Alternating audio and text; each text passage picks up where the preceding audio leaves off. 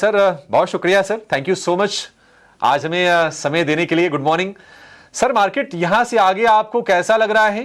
क्योंकि कुछ जो प्रॉब्लम्स हैं वो तो अपनी जगह पर हैं। ट्रेड डील को लेकर इंतजार बढ़ा है, हालांकि थोड़ी पॉजिटिविटी शायद बढ़ रही है कि मार्च से पहले पहले हो जाए। एफआईज लगातार बेच रहे हैं, अर्निंग्स पर नजर है, उम्मीदें हैं कि क्वार्टर 3 से शुरुआत बेहतर हो जाएगी। आप जरा बताएंगे सर कि आप बाजार को कैसे देख रहे हैं, क्योंकि बाजार हाईज पर पहुंचे लेकिन वो मजा नहीं है हाईज बनने में इस बार। सही कहा अभिषेक आपने। और अगर हम मार्केट का आकलन करें यहाँ पे मुख्यतः दो मेजर कैटेगरीज में आकलन करेंगे। वन है जो फंडामेंटल पर्सपेक्टिव, वैल्यूएशन के पर्सपेक्टिव से और अर्निंग्स के पर्सपेक्टिव से, और दूसरा है जो टेक्निकल है, more from a flow perspective, FPI flow perspective से। अगर हम फंडामेंटल की बात करें तो जैसे हमने लास्ट क्वार्टर में देखा, अर्निंग्स थोड़ी बॉटम आउट हुई है और थोड़े मार्जिनल अपग्रेड्स भी देखे हैं हमने। साथों साथ हमने कॉर्पोरेट कमेंट्री भी देखी है जो रोबस्ट है और बोल रही है कि second half would be much better than the first half as well. तो इस हिसाब से हमें शॉर्टर टर्म के लिए अर्निंग्स के नजरिए से हम देखें तो वो सब ठीक बैठ रहा है। At the same time FY 27 की अर्निंग्स की बात करें तो करीबन 15% इजाफा की बात है, फ्रॉम अ जनरल एक्सपेक्टेशन है, अनुमान है in terms of the earnings increase, which is a very decent amount. Especially कि हम लास्ट 1.5 years to 2 years में हमने इतनी सारी अर्निंग्स नहीं देखी हैं। और लास्टली के वैल्यूएशंस ओवर लास्ट 1.5 years के पीरियड में हम देखें तो थोड़े टाइम करेक्शन के दौर से गुजरा हुआ है भी। सो all in all, from a fundamental perspective, और जनरली मार्केट्स अर्निंग्स को फॉलो करते हैं लॉन्गर टर्म के लिए, और अर्निंग्स यहां से बेहतर होने की अच्छी संभावना है।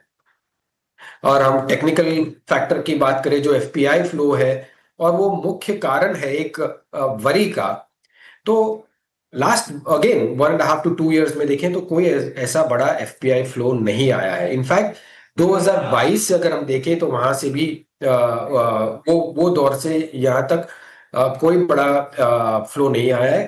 पहले रीजन था यही कि फेड इंटरेस्ट रेट्स की बात थी। जब वो जनरली बढ़ाते हैं इंटरेस्ट रेट्स तो हम करीबन देखते हैं, अनुमान देखते हैं कि इमर्जिंग मार्केट फ्लो से वो पैसा थोड़ा हट जाता है। और जब इंटरेस्ट रेट्स वो घटाते हैं तब हम जनरली इमर्जिंग मार्केट्स में पैसा आता है।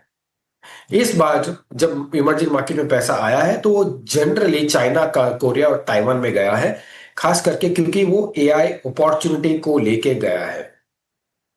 हमें लगता है कि जैसे ही वहां वैल्यूएशंस के क्वेश्चंस आ रहे हैं, इट्स जस्ट अ टाइम कि वहां से रिकैलिब्रेट होके इंडिया में थोड़े फ्लोज आने चाहिए।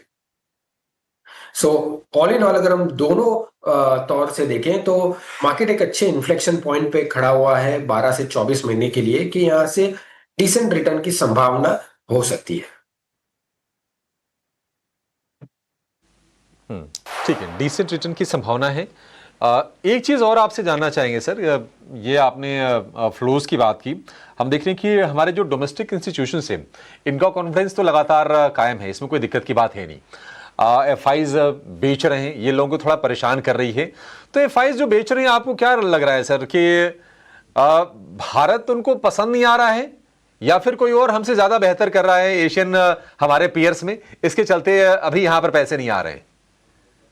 एब्सोल्युटली अभिषेक, जब एक ग्लोबल इन्वेस्टर होता है वो generally, that investor is here for returns और रिटर्न्स आफ्टर टैक्स, करेक्ट। जब हम वो आकलन करते हैं वो डेफिनेटली देखेंगे कि उनकी बेस्ट अपॉर्चुनिटी कहाँ है from the capital investments perspective. अगर उनको लास्ट 1.5 year में लगा, जब चाइना ने बड़ा स्टिमुलस दिया था, नई पूरी एआई अपॉर्चुनिटी आ रही थी चाइना, कोरिया, ताइवान में, तो अर्लियर एक आंकड़ा बताता हूं मैं कि India was about 60 to 70 basis points overweight in the emerging market basket. अभी वो घट के एक्चुअली अंडरवेट हो चुका है, round about 60-70 basis points। So all in all में रीएलोकेशन ऑफ फ्लोज हुए हैं from India towards these kind of countries. साथों साथ जब जैसे मैंने कहा कि इन्वेस्टर नेट रिटर्न के की अपेक्षा में जनरली फिरता रहता है across the globe, in addition to your normal asset allocation.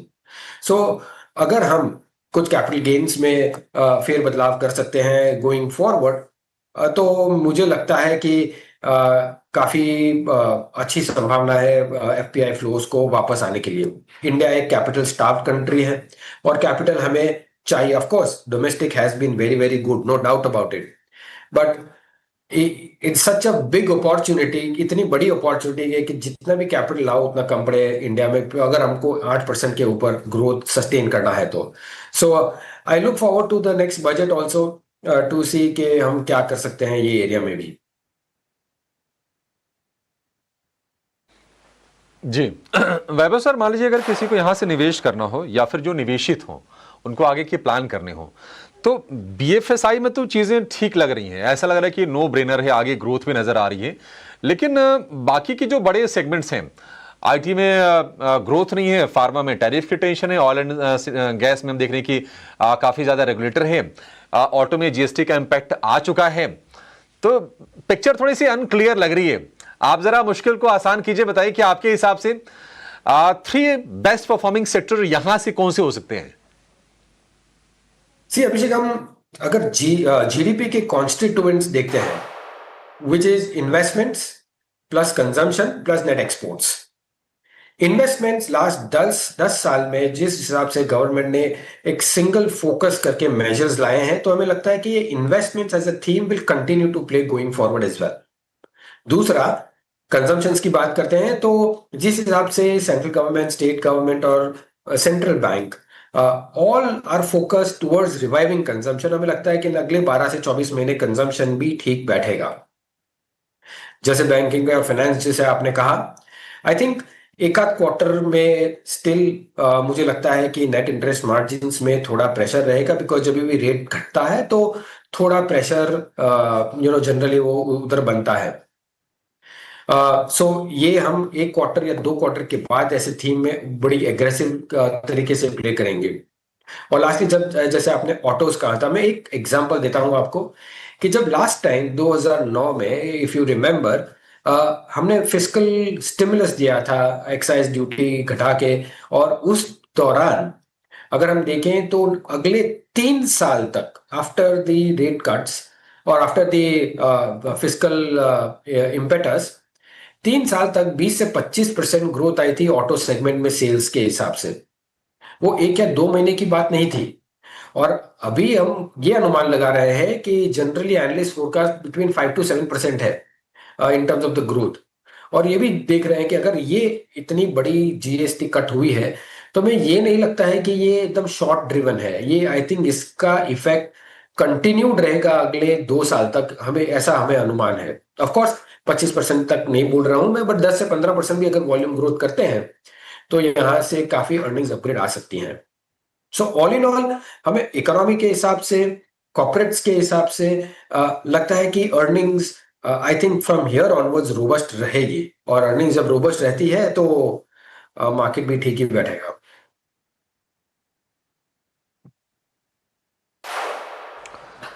एक सेगमेंट काफी ज्यादा फोकस में है सर, वो है ईएमएस वाला। मतलब पैसे तो लोगों ने खूब बनाए हैं, जिसने अगर 5 साल पहले अगर इसमें निवेश किया होगा, लेकिन फिर ये वैल्यूएशन वाली चिंताएं हैं, थोड़े सप्लाई चेन को लेकर इश्यूज हैं, सरकार का जो सपोर्ट है आगे कितना मिलेगा, कब तक मिलेगा, उसको लेकर सवाल हैं। आप जरा बताएंगे सर कि ये स्पेस आपको कैसा लग रहा है, क्योंकि ग्रोथ जो पहले थी शायद आगे उस हिसाब से सस्टेन ना हो, क्योंकि कंपटीशन बढ़ गया और फिर मार्जिन के प्रभावित होने लगे। नहीं, एब्सोल्युटली अभिषेक, दो दो मुद्दे कहूंगा यहाँ पे। एक तो first of all business opportunity, जिस हिसाब से गवर्नमेंट की फोकस रही है मेक इन इंडिया प्रोग्राम में, I think business opportunity continued रहेगी और बहुत ही रोबस्ट है। पर दूसरा पहलू ये भी है कि कौन से वैल्यूएशन पे आप इन्वेस्ट कर रहे हो। मैं हमेशा कहता हूं कि जितने भी एक्सपेंसिव वैल्यूएशन पे अपन इन्वेस्ट करते हैं, उतना ही जेस्टेशन पीरियड बढ़ता है अपने डिजायर्ड रिटर्न को आने के लिए। सो वाइल बिजनेस अपॉर्चुनिटी बहुत ही स्ट्रांग है, एक पेशेंट इन्वेस्टर को हमेशा राह देखनी चाहिए कि अपने लेवल पे या अपने कंफर्ट फ्रॉम वैल्यूएशन परस्पेक्टिव ले। सो आई थिंक जब ये दोनों कंबाइन करते हैं तो आई थिंक ये अपॉर्चुनिटी को हम अच्छी तरह से कैप्चर कर पाए। But from an overall longer term business opportunity, manufacturing theme perspective, I think there is a long way to go ahead. तो ना भी ब्रेक लेने के बाद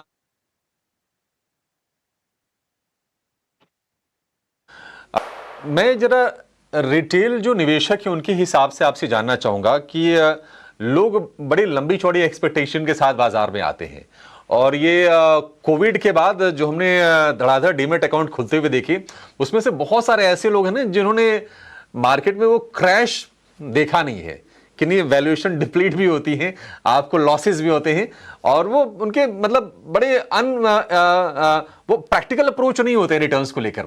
आप कैसे गाइड करेंगे रिटेल निवेशकों को गोइंग इनटू 2026? क्या आपकी राय होगी?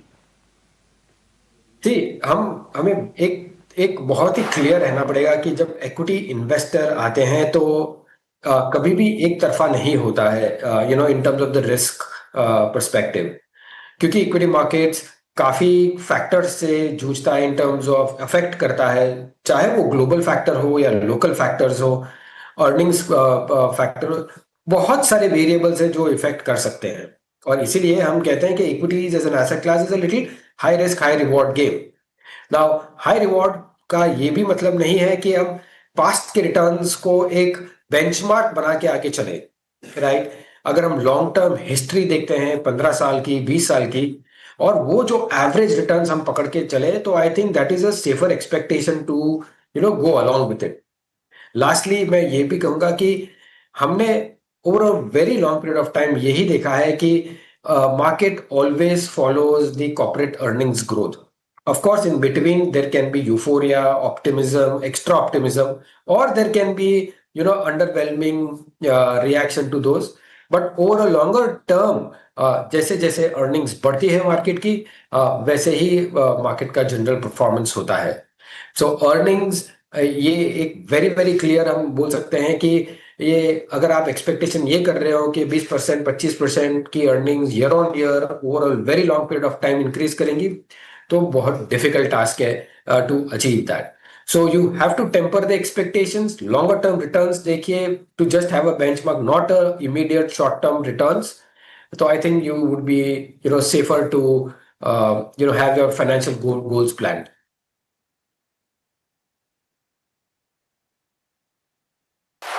ठीक है वैभव सर, बहुत शुक्रिया आपका समय देने के लिए और आपसे उम्मीद है कि नए साल में मुलाकात होगी।